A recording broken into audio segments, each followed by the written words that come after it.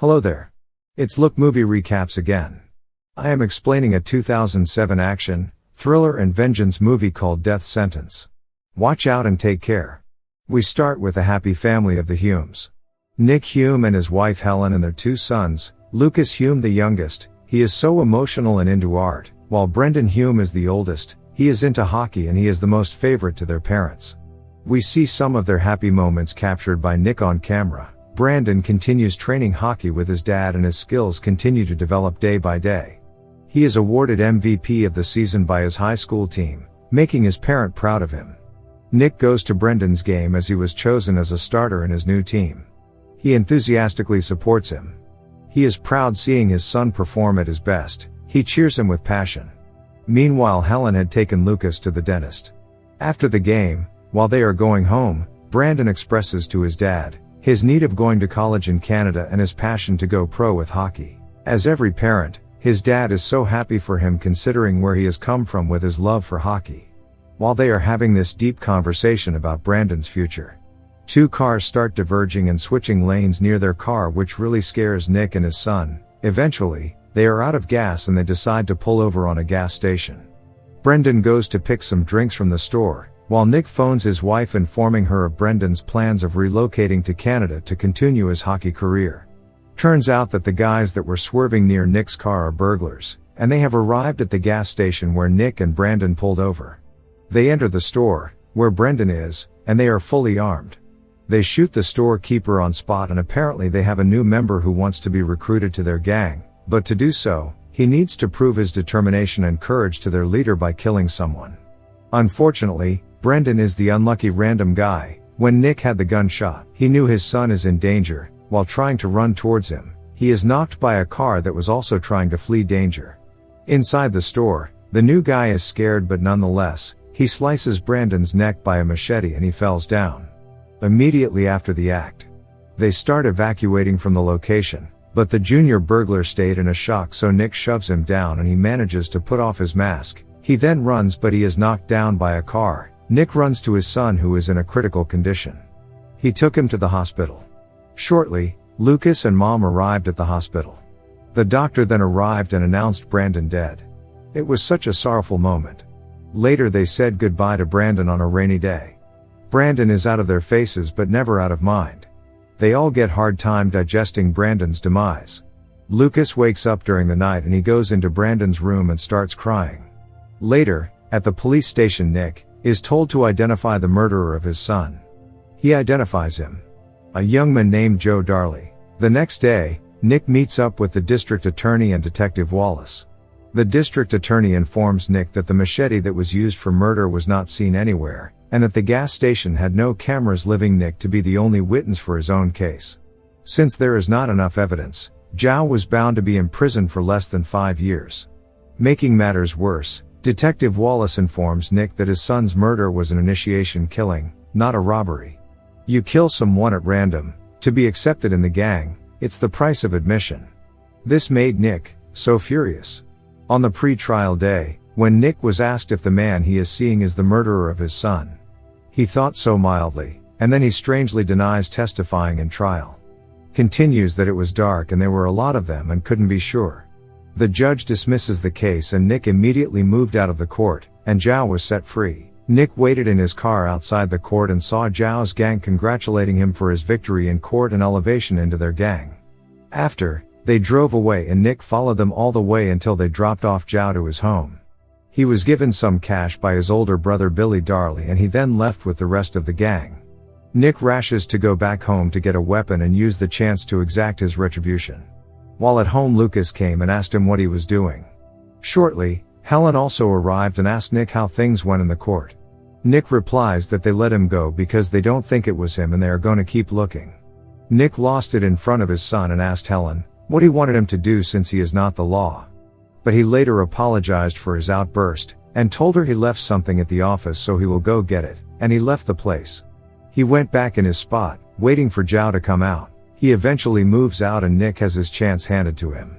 He moves out of the car and follows him where he had gone throw garbage, but while he was going, some lady noticed him. Nick abruptly appeared in front of Joe, and he was scared. He then engages him in a fight, wanting to end his life like he did to his beloved son. He succeeded. He stabbed him in the chest area and he died. While in the middle of a shock of his first kill, Nick manages to take his murder weapon out of Zhao and flee the place. On his way home, he got rid of the knife. When he reached home, his wife was intrigued seeing him with matty clothes and wounded bloody hands. He rushes to the bathroom to have a shower while his wife prepared some fast aid for his wound. He burst into tears crying for the loss of his son and what he has just done, not sure if he did the right thing. Helen arrives and he tries to calm him down. On the other hand, Billy arrives to Bones Darley, who appears to be their father. He turns out to be an arms dealer, and the leader of the gang. Billy presents to him the money he has made on the streets, but Borny seems displeased because the money isn't as he expected. He dismisses him. Back to his mates, Billy receives the hurtful news of the murder of his younger brother Zhao from Body, his mate. Back to Nick, while in his office, Detective Wallace comes with the news of the death of the murderer of Nick's son, but Nick doesn't seem surprised, rather mentions, "I guess there is justice after all." She notices Nick's wounded hand and she anticipates his involvement in Zhao's death. Elsewhere, while they are mourning and drinking up to Zhou's death, Billy joins them and they embark at revenging the death of Zhao. One of the gang members mentions that his sister saw a strange man around Zhao's home the night he was killed. He has given a picture of Nick to take to his sister to confirm whether it's the man she saw. She confirms, in the streets when Nick is out for a walk. We see Billy and his crew coming after Nick with a collective aim of inflicting revenge for their fallen soldier Zhao.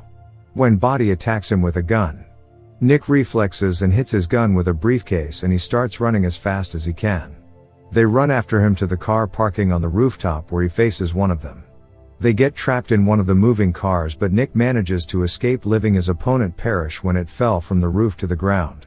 Shortly, Nick receives a phone call from his wife telling him the disappearance of Lucas from home.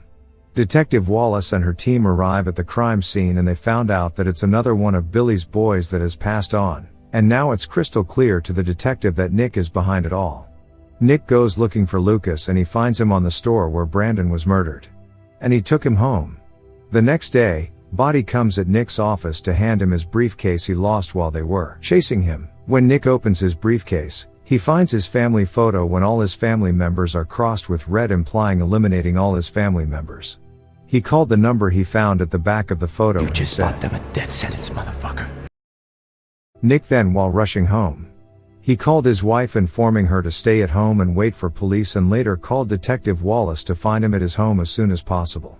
When he reached home, Detective Wallace wanted to know what Nick got himself involved in, but Nick couldn't speak in front of his wife. When the detective went out, Nick rushes to meet her. He told her he doesn't care what happens to him, but all he wants is extra protection for his family. Detective Wallace left him 2 police officers to guard him for the night and then she left. Later at night, Nick was awakened by the alarms that were sounding outside his house, and when he woke up, he looked outside the window only to realize that the officers that are supposed to give them protection have been brutally murdered. Just there, the gangsters surfaced in his house, and they start firing at each other. He manages to shoot one of them and injured others, but when they captured his family, he had to surrender. That night, Nick watched his family perish in his own eyes but had nothing to do about it. He was also shot and left to die. Billy and the gang thought they had killed him and they left the house. Nick miraculously survived the shootings, and he is seen in the hospital recovering from the fatal wounds he encountered. He takes blame for the murder of his entire family and can't heal from it, but Detective Wallace informs him that Lucas survived as well. Nick couldn't believe it and he stood up, not minding about his own wounds but just wanted to meet his only remaining family. He finds him in a coma, but regardless talks to him, extending his sincere apologies and regrets of not loving him the way he was supposed to. After some time, the detective realizes late that he had already escaped from the hospital through the window. He goes direct to his house to collect some clothes, and later he went to the bank to withdraw all his savings as he no longer has nothing to lose. He plans to exact revenge to the gang that destroyed a family that was once a happy one. He then went to find out intel and whereabouts of Billy and his gang. He landed in a certain bar. He paid the bar attendant a certain amount of money and later asked Billy's whereabouts. He takes the money but refuses to comply. Then Nick hit him hard until he mentions the location of their base. He then asked him where he can get guns, and then he was directed to Bournes, Billy's father. Nick arrived at Bones' place and he is able to purchase a number of guns. While leaving, Bones mentions to him that Zhao and Billy are his sons, but as a father, he feels the pain of losing an innocent family in the hands of incautious gangs. So he let him go retribute the death of his family and let fate define the survivor. After all, him and his son Billy were always not on the same page. After he received his guns, he went home and prepared for a war with the gang. Having nothing to lose, he is so determined to extinct Billy's gang even if it means his own demise. He cuts of his hair and heads to their base. He finds one gangstar wasted with a woman and puts him on gunpoint. He tells him to ring Billy. He tells him to tell him to come at the base immediately. Before he hang up, Nick shot the guy and Billy heard the bullet through the phone. Before Billy left, his father Bones approached him, telling him to stay home so as to stay alive. Billy didn't care a lot about his father's warnings, so he shot and killed his own dad. On this side of Nick, he is trying to eliminate the gangstars one by one.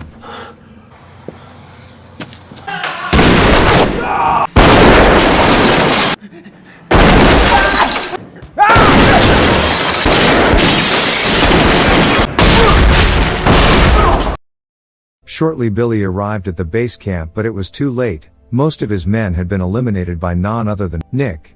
They confront each other in a gunfight and draw bullets to each other. Bodhi appears behind Nick and shoots him in the neck. Nick manages to turn instantly and he shoots Bodhi in the head. Turning back to Billy, they are all severely injured and all out of bullets. Sitting together, Billy reminds him that he has become one of them.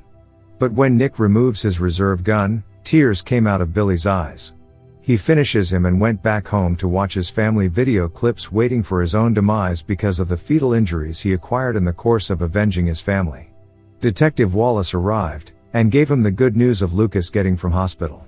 The film ends. If you have watched this far, thank you. Subscribe for more recaps. Have a great day.